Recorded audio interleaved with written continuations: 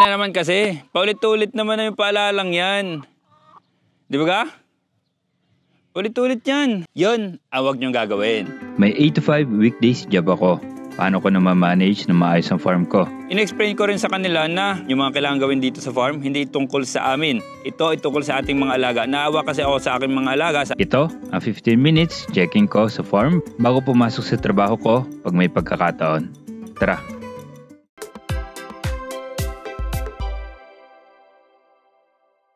So marami nagtatanong sa akin kung paano ko daw minamanage itong farm effectively, lalo na meron ako full-time job. Kasabay syempre ng pag-content creation ko at other business. Papakita ko sa inyo kung paano ko effectively at efficiently namamanage ito sa araw-araw for 3 years. Tara! So na-discuss ko naman na ito sa iba kong mga videos, no? Gumagamit kami ng checklist dito. Itong checklist na to, it will ensure na walang makakalimutan si Jayman at si John Paul sa mga chores na ginagawa namin dito sa farm. So ito, mukha lang to marami. Pero ito kasi ay very detailed, as in every step ay nakalagay dito. Kaya mukhang maraming items. Pero pag ikaw ay ginagawa mo ito, sanay ka nang gawin, napakadali na nito. Ano naman yung sa side ko? Ang pinag-usapan natin dito, paano ko minamanage. Sa umaga, bago ako mag-prepare pumasok, dumadaan ako dito. So, around may 20 minutes ako na allotment na nandito ako sa farm para ma-check ko lahat ng kailangan ma-check. So, una kong iniikutan, itong mga feeds namin. So, itong mga tumbler na to, ito yung mga feeds namin. Sina-check ko siya kung meron pa ba. Although, dapat sinasabi sa akin na John Paul kung may kulang ng feeds. Pero tinitingnan ko pa rin siya for checking, ba naman mamaya nakalimutan, nakaligtaan, hindi naman maiwasan yon. O kaya naman may daga na dyan na hindi napapagtuunan ng pansin. O kaya naman ay may nababasa. Yan, may na-experience ako na nangyari ay nagkakaamag dahil nababasa. May moisture yung labas dahil may crack yung mismong tumbler. Yan. So pangalawa ko pinupuntahan, diretso na ako sa mga manok. So madalas dahil nga ang akin lang tinitingnan dito is kung nagawa yung kailangan gawin kahapon. Kasi malamang sa malamang yung oras na ganito, nag-chores pa sila, hindi ko pa pwedeng i-check yon kung nagawa ba. Halimbawa, ito, ating bulk waterer. Pag ganang mga level na, ang ginagawa ko dito, ini-ensure ko na manote ko sa aking notepad yung mga kailangan. Ilalagay ko yung kailangan gawin as I go through sa mga alaga namin. So, isa ko nakita, refill, bulk waterer. And then, dito, titingnan ko lang. May immediately ba ako nakikita na mahinang mga manok? Yan. Wala naman.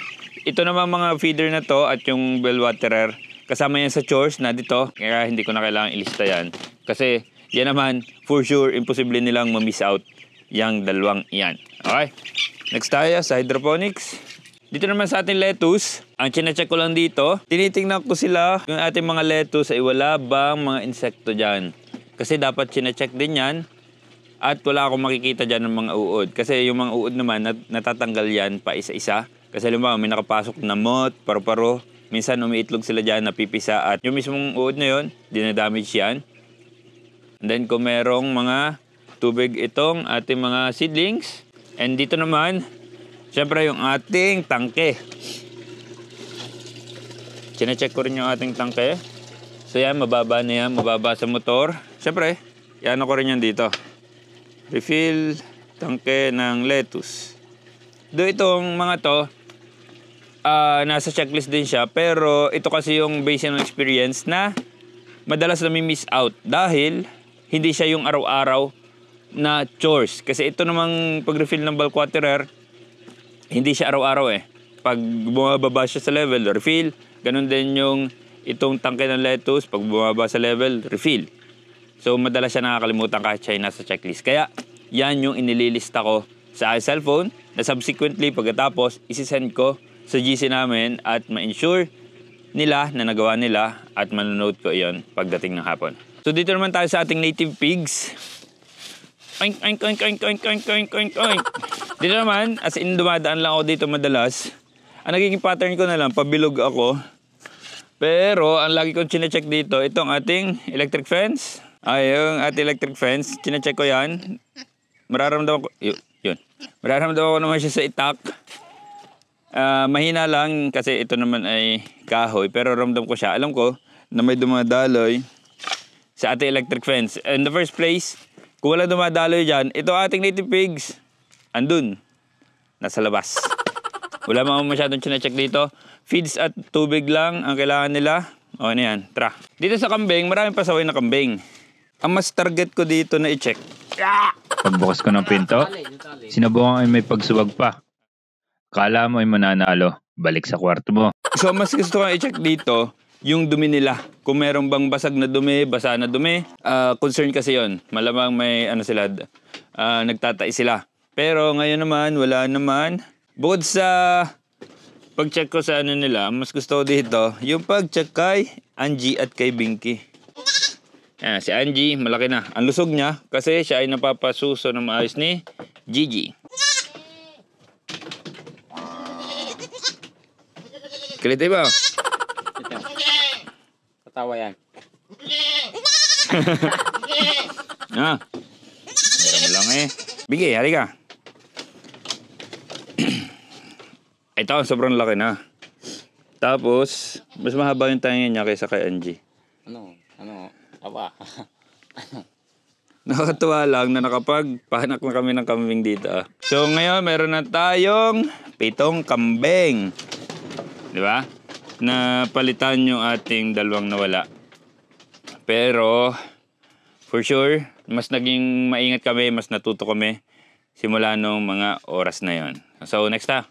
So dito naman, alam ko na kasi yung mga less likely at more likely makalimutan. Dito naman may feeds at tubig. Lalo ngayon na dito sila kailangan ng feeds.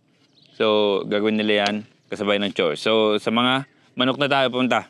Dito naman tayo sa ating batch 24. So chinecheck ko sa mga chickenarium.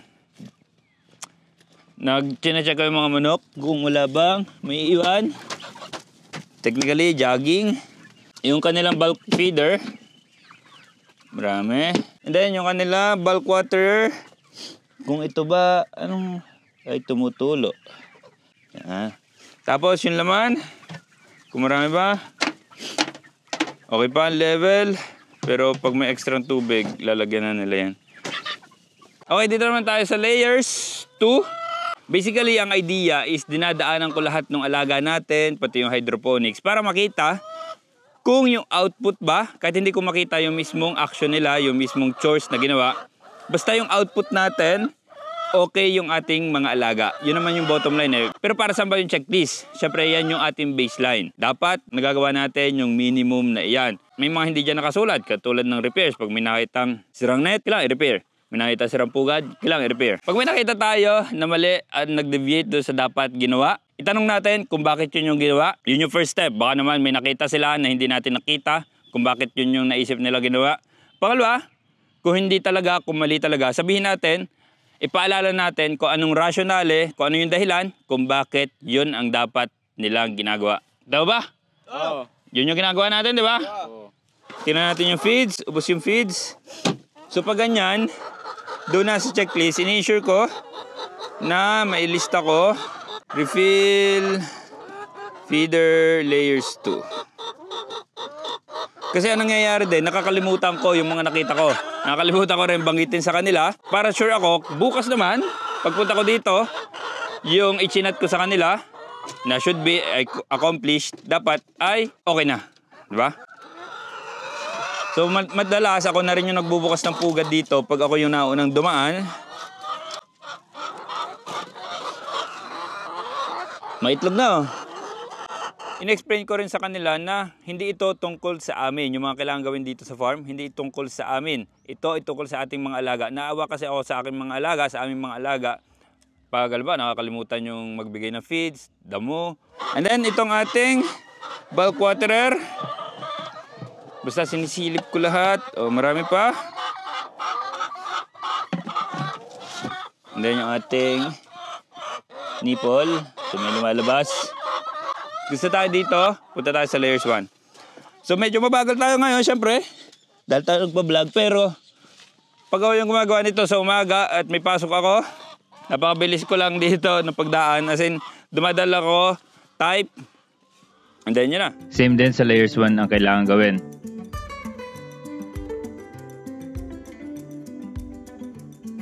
So sa hapon naman, sa maghapon, pag may kailangang update, syempre nag-a-update sila sa akin.